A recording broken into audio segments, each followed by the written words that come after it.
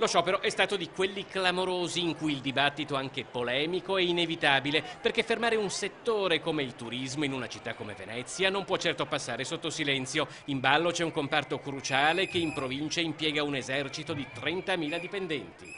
Nello sciopero del 6 maggio sono rimasti chiusi, tra l'altro, ben 7 delle 11 sedi dei musei civici veneziani. Aperti solo i musei del Vetro e del Merletto, ma bisognava arrivare fino a Murano e Burano, il Museo di Storia Naturale e una parte di Palazzo Ducale. Io credo che sia gravemente irresponsabile, perché questi sono lavoratori che hanno in qualche modo il dovere di rimanere al lavoro, perché questa è una città che vive di turismo, la nostra è una nazione che vive di turismo e credo che sia gravissimo che addetti a questo settore si ostacolino la fruizione dei beni che non sono loro.